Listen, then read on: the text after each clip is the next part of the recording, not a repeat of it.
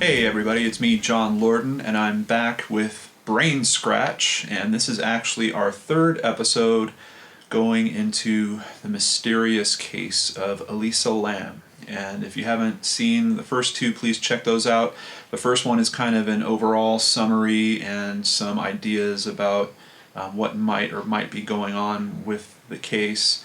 The second, we dive into the autopsy report and talk about some inconsistencies in terms of how that was put together and the information that kind of shook out around that.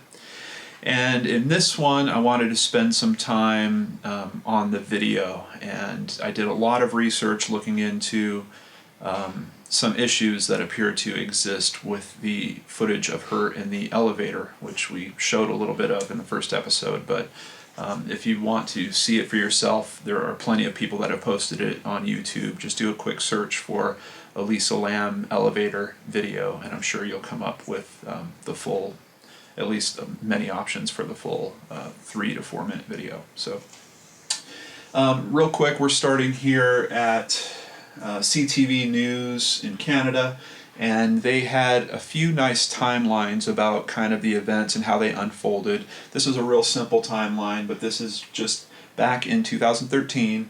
January 26th is when Elisa traveled to California. She initially wound up in San Diego and spent some time there, and then had a bit of an impromptu stop in Los Angeles, and that's where she decided to stay at the Cecil Hotel.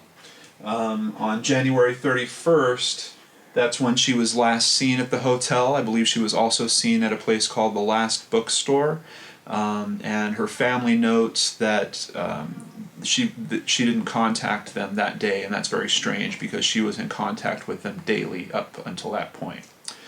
On February 1st, Lam was recorded acting strangely in the hotel elevator, and that's kind of one of the issues. I'm not quite sure how they determined for certain that that was February 1st instead of January 31st, but we'll get into that a bit later. And on February 1st, she was also due to check out of the hotel that day, but she never showed up to do so. February 6th, LAPD holds a press conference about her disappearance, and her family attended that press conference. And then on February, actually there's a step missing in there, on February 14th or the 15th, I believe, the LAPD released the actual elevator video. And then 5 days later, on February 19th, they found her body, employees found her body in the water tank, and the police were on the case. So that's just kind of a quick overview of the timeline. And the first thing I want to talk about in terms of the video is this. That is supposedly the time code or the time stamp that is part of the security camera system. And there's a few things that are at play here. First of all, that is a mess. And the purpose of time codes, quite specifically, the importance of time stamping, as noted here at 2mcctv.com, which is all about closed caption television and why you do this kind of stuff, is in case you need to use it in a court of law. And as a matter of fact, pieces of video have been thrown out of court because the timestamp wasn't properly adjusted.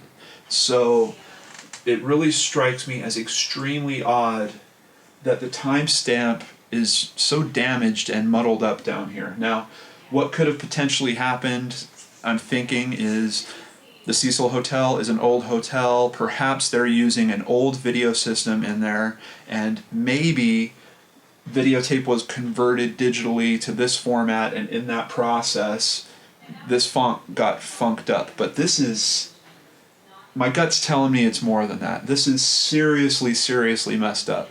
I had to dig hard and find several different sources of people that tried to make sense out of this time code. And essentially, what you can do is you can watch it played back, and you know that certain numbers have to be happening in a certain sequence because numbers happen that way, and you're kind of able to determine when they roll over, like for the next minute. So there are people that have done in-depth analysis to try to figure out what time is exactly being stated here. However, even they can't come to a final conclusion. They basically have it down to a couple of time frames. Either this is showing minutes leading up to midnight, like literally I think from 11:55 to midnight, or it's showing time leading up to 8 in the morning, which doesn't make a whole lot of sense. Basically the conclusion people are coming to is this is leading up right until midnight, which makes sense in terms of what I was talking about with February 1st being the last time that she's seen, because that appears to be what's on camera here. This link, I'll actually put this link in the description of this video. This is an analysis done by Cody Fry, and he spent a lot of time also trying to figure out what happened with this footage, because if you look at the timestamp and how quick the seconds are going by, you'll notice that the video has been slowed down, which is extremely strange, because part of what a lot of people mention when they're viewing the Elisa Lam video is how odd her behavior seems. And if you slow down anyone's motion, it will make most people look odd. As a matter of fact, what Cody has done on this video is he has sped it back up to real time, so you can see precisely how she was acting, how quick those motions are when she's flipping her hand and doing some of the things that people don't understand. They're very fast motions, where in the other video that was released, they look a bit stranger because of how prolonged the period of time is. So outside of that, analysts of that time code have noticed that there seems to be almost a full minute missing. And does it make sense that someone was releasing this to show it covering 4 minutes, they cut one of those minutes out, and then they tried to stretch it to refill the 4 minutes? I don't know. It's possible. Who would do that? I have no idea. Would that be the police trying to manipulate the public, or would that be someone at the hotel trying to manipulate the police? I don't know. But in any case, this timestamp is a joke. That doesn't work. And there are people that are thinking, oh, well, it's probably some kind of coded thing, and there's a button the police can hit and it just shows them what the time is. No. If you were going to encode video, I know a bit about technology. If you were trying to timestamp video, you wouldn't put it on the actual image like this. There are other sections of the data, even in videotape, you put it in the soundtrack portion, where you wouldn't muddle up potential footage that you need for seeing a culprit or whatever you have this camera for. So this timestamp points to very strange things going on with this footage. So thanks to Cody Fry for his work on that. And here, this website goes into it very deeply, and this guy really lets his imagination run in terms of theory all over this case and what could have possibly happened. But, and this is at tribewatch.com. If nothing happened in the 24th minute, for example, if Elisa did not return to the camera's view, the police would have not removed the 24th minute. Or if Elisa returned to the camera view in the 24th minute, while there was nothing important about it, they would not have removed the 24th minute. Did they at least show the parents a 24th minute? Or perhaps there was never a 24th minute if the camera shut off due to lack of activity, which I also find strange. There's a theory that people have that maybe the video recorder only kicks on when it sees motion, like it's motion activated.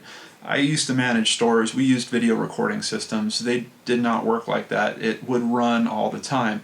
Video systems are put in a loop. There is essentially, a 30-day usually loop where the tape will start overwriting itself at the end. So why are you worried about tape consumption? You're not going to keep all these tapes forever. So having a motion-activated video system inside a commercial structure like a hotel really makes no sense. What is curious about this person makes a very good point. Why would they have removed that minute? They show in the footage that is there the elevator going to floors and just the door opening over and over, which obviously has no importance on the case whatsoever.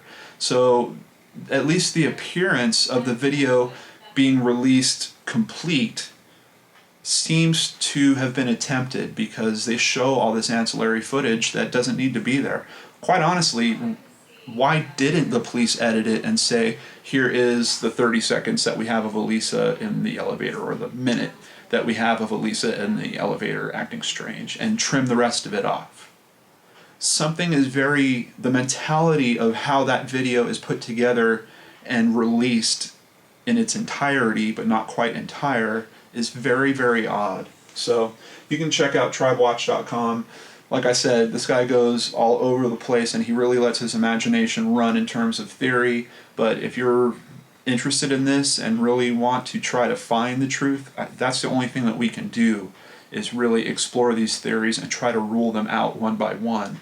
And whatever's left, as Sherlock Holmes said, no matter how little sense it makes, that's probably going to be the truth. Quick shout out actually to several commenters. WZ Tutor, hey, hope you're doing well. I've had a lot of people contribute a lot of very useful information on this case and send additional links, stuff that I haven't bumped into yet. And I just wanted to give a quick shout out to Cindy Y, who sent me a very good website called bodylanguagesuccess.com. And they actually did an analysis of the Elisa Lam video pretty close to when it happened. They did their analysis back in 2013. Several of the things that they note: when Miss Lam initially enters the elevator, she is not in fear, which even on my original video I kind of noted that. She seems to have this playfulness that's going on. Her wide arm swing and relaxed and fluid gait indicate she is relaxed and thus not feeling urgency. After pushing multiple buttons, she moves to the back left corner of the elevator. Her arms at her sides and feet positions are neutral, relaxed, and not indicating fear. That's right after that she does the quick look out the door where she looks left and looks right.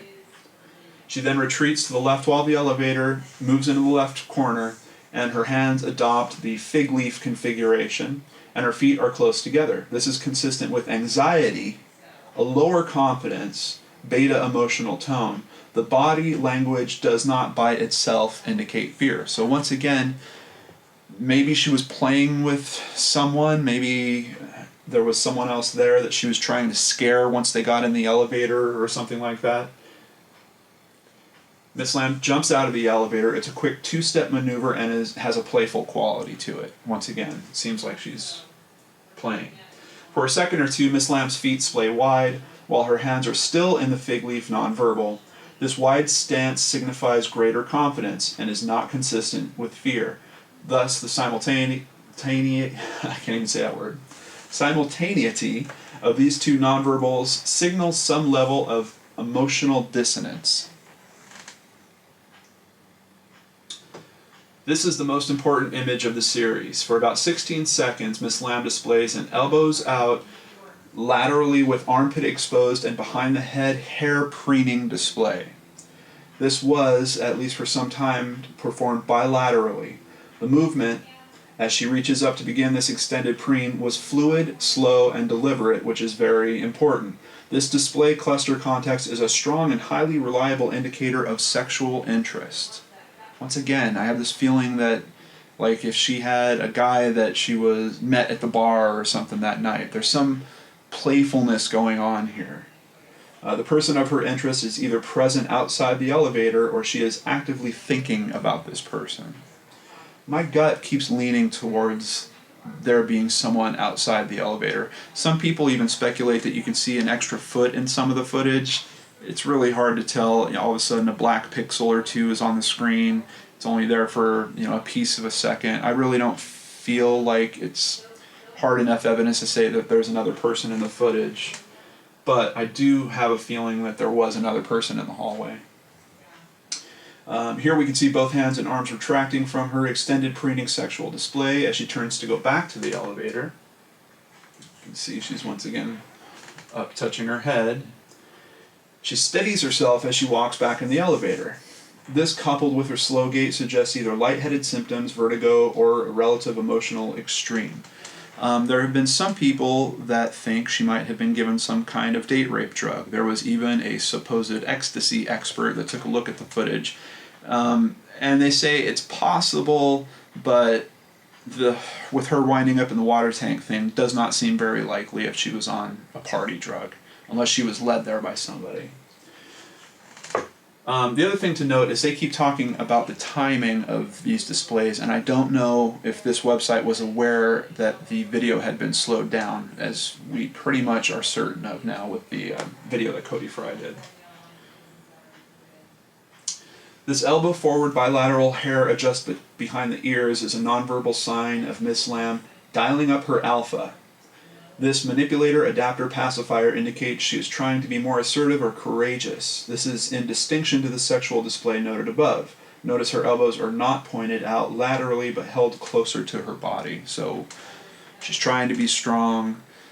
Once again, fits into the context. If you've read through her posts, if you've read through her Tumblr, she's a very smart girl, but had some confidence issues, and if she was there with someone, a supposed date or something like that, I could see her slipping into these modes of trying to build herself back up before she's about to encounter him again, which is about to happen. Although the resolution is low, we can see that Ms. Lam is smiling. Although it might not be a true sincere smile, it is at least a fair social smile. Her right hand gestures in an illustrator with a fingertip only touching of her right chest. This hand illustrator suggests a lower sincerity or a higher level of anxiety in this moment. Once again, that could all point to her being nervous about meeting someone. Remember, she had social anxieties. I mean, she was very clear about that.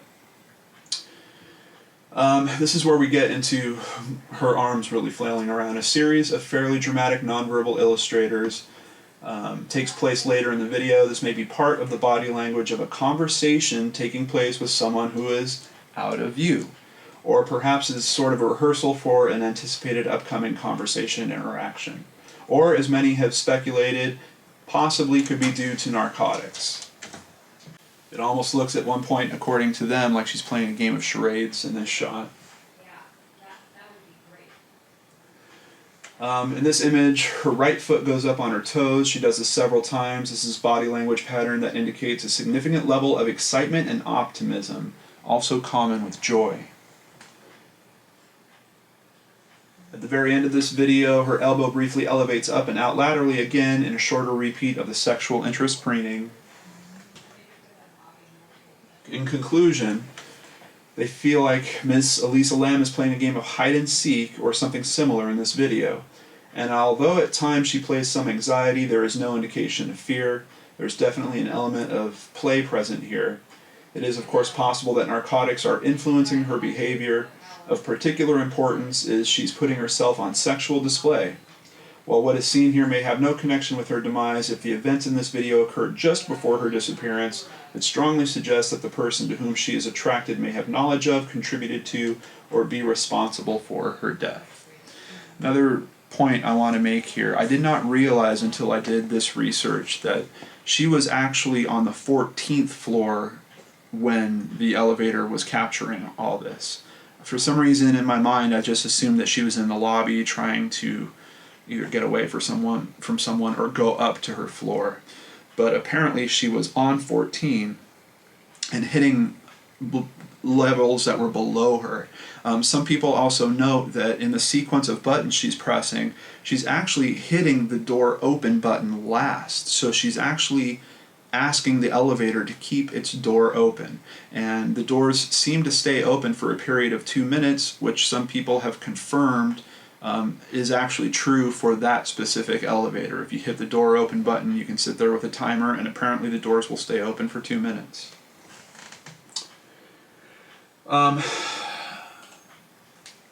This is her sister Sarah's Twitter account, and once again, you know, I try to not go into like the MK Ultra Illuminati type theories around this. But the social media has always hit me very strange in this case. And if you take a look at Sarah's Twitter account here, she only has 10 tweets. And I think 3 of them are about Elisa around the time of her disappearance. She's even asking for help from the Young Turks at one point in terms of finding her sister. What is curious to me is that's it. I mean, there's only 10 here. A shot of her sister with the glasses, talking about when she was last seen, thanking someone for them sending her good wishes. Seriously, there is only 4 tweets before she's talking about Elisa, and the rest are about Elisa, and then it just stops. And for trying to engage Twitter, I mean, I understand she didn't have a whole lot of followers. I was new to Twitter once, and I felt like I could contact the whole world. Why did she only reach out to the Young Turks as a major media organization? Why didn't she reach out to every, Los Angeles-based news firm that she could? There's so much more that could have been done with Twitter. And what I find also strange about this is there's a link here to her Facebook account. And here's her Facebook account. And her Facebook posts, at least from what I can see, because I'm not a user of Facebook, so I can't log into it, but it does seem to be showing her whole feed to me. Her Facebook account doesn't mention Elisa at all, even around the time of her disappearance.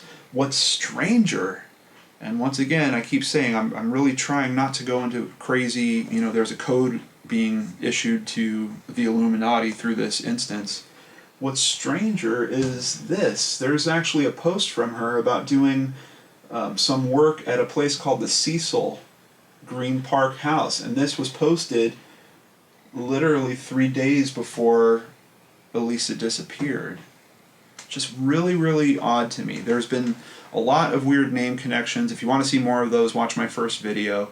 And like I said, I'm trying to keep this real world. I'm trying to stay very logical about it, but I can't help but notice there are very odd things here. Also, her picture isn't on here anywhere.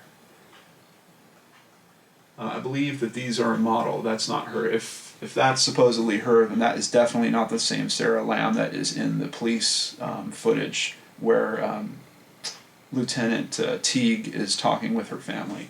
The main profile pic on here is this person, and once again, as I noted in my first video, Elisa's own social media almost includes no pictures of her herself. As a matter of fact, I think still to this day I've only seen maybe 4 pictures of Elisa, and they're the same pictures that we've all seen that keep getting recirculated with every news story and every video that comes out about her. There doesn't seem to be... The social media profiles just hit me odd, and Sarah's falls right back into that pocket. Now, Sarah's seems to have gone on. I think the last update in there is in 2014, but even her Facebook has kind of tapered off at that point. I've also heard from commenters on my other videos that that Corduroy magazine that I was talking about, supposedly that website is now gone. And something I haven't talked about yet is there was actually some type of company called the Invisible Light Agency, and for a while their address was showing up as being the Cecil Hotel. Another person actually got some screenshots of their website. Their website is no longer active, but it's weird because if you go there, you know how you go to a placeholder for a website and they say this domain's for sale, but they have links that they think are related? Well, the #1 link is the Cecil Hotel. So there's something strange about that, the Invisible Light Agency. As a matter of fact, I was curious what Cecil means. So I did a quick search on it, and the meaning for Cecil is blind. Invisible Light Agency, Cecil Hotel. I don't know. Do I think this is some kind of weird conspiracy where they're trying to get out code words to people? No. But like I said, I can't help but notice there are very bizarre trends that keep going on around this. Also worth noting, the name Cecil is now a popular baby name that is literally exploding in popularity over the past few years. Very, very odd. Alright, so this might be my last point on it. After sitting with all this, realizing that, first of all, the time code has been tampered with in terms of its look, The speed of the video has been tampered with. There's been editing that's been done to it. Some people are even saying that there's repeat frames that are happening in certain sections of the video. My brain keeps going around, why did the police release that video? And some people even ask, why did Elisa get so much attention when she was just a missing person? There's 3,000 people that go missing in Los Angeles every single year. So what was so special about Elisa Lam? The police have actually commented specifically, because it was an international case, that they thought it was important to bring the media in on it. But my brain keeps going about, why was that surveillance footage released? It was not great footage of her. I mean, quite honestly, you could use a body double and reshoot that footage and you wouldn't be able to tell the difference from one person to the next with how pixelated it is.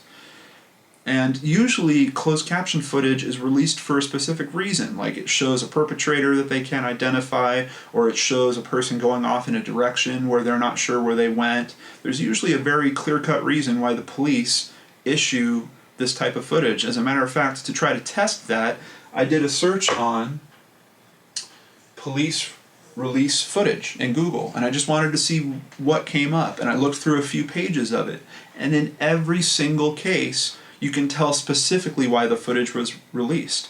Nowadays there's a lot of footage being released by police because they're trying to show another side to a tragic event, like a shooting that they had done or something. All of a sudden they'll release their police footage and say, look, this is how the event happened from the cop's camera. But there's missing person cases, and that's when I bumped into this, which is dated only a few weeks ago. Police release CCTV footage of missing man, and supposedly this is a Chinese man that went missing in Belfast. First of all, have you heard about this guy at all? Nope. This website, this isn't a big site, this isn't CNN or Fox or one of those, this is u.tv. So the excuse about Elisa getting so much attention because she was international isn't quite holding up to me, at least in this case. I mean, yes, admittedly, this is about a story that's in the UK, but still, Elisa's story went viral internationally. And it was already getting plenty of press coverage before the actual elevator footage was released. That just kicked it into a whole different realm. But if you look at the history of it, most major news organizations were reporting on her missing. But once again, in every instance on this Google search, I can see where it made sense. Like in this guy's case, they have footage of him in the street somewhere and he's going off down a different avenue. That could be helpful to someone that in particular knows the area, knows where he might have been headed to. That elevator footage of Elisa, what good is it? What exactly does it do? How would it have helped the police? What kind of knowledge could the public have given the police that they didn't already have from seeing that footage of her in an elevator? She was in the hotel. They already know she was in the hotel. It told them at least what floor she was on, which once again calls to the fact that there was probably someone else involved. Why did they release that clip? It was the only it was the only elevator in the hotel, so there was obviously footage of her taking it up to the 14th floor. We didn't get that. So, and why was this video manipulated? Why is the timestamp so damaged? It's very, very odd. I'm kind of unsettled with it even more now, realizing that there has been some level of hijinks being played on this video. Like I said, I can't say it's the police department trying to fool the public. It could be someone at the hotel trying to fool the police, but somewhere along this chain, this video got really messed up. And what I want to leave you with is, in its final form, why was it produced this way? Why was it released showing the elevator mysteriously going to other floors? The story that's being told in this video is very clear. You can believe one of a few things. You can believe that the elevator is malfunctioning in some supernatural way, or this girl is tripping on drugs, or you can try to be a bit more logically minded and tried to get to the conclusions that all these internet sleuths and myself are trying to do, which is this is a girl that maybe had some interesting physical motions, but they kind of make sense if you put the context of there being someone else there, particularly someone that she was romantically interested in there. So it's strange. Every video I do here on this case, I kind of leave with this weirder feeling about it. But something about this video is telling me not to trust its intent, the way that it's released. Why is there all that extra footage at the end of it of the elevator doors just opening and closing? Is it produced? Is this invisible light agency somewhat responsible for this in some way? It's even possible that, like I suggested before, it could possibly be a body double. But why? Why would someone go to all that? There's even a theory out there that perhaps someone approached Elisa and made her think that she was partaking in some type of TV show or reenacting scenes from one of her favorite movies. And if you look at the analysis that we did earlier, there is some credence to the theory that she was acting, that she was playing, that she was doing charades, playing hide and seek, that she was in a very playful spirit. So, very odd. I look forward to your comments. Please keep them coming. Please shoot me more links to more information. Give me more thoughts on this. But as I'm sitting with it right now, this feels to me like there is something's being covered up, in particular with that video. That missing minute might be the magic bullet. Maybe it shows someone walking by. Maybe it shows someone of authority walking by.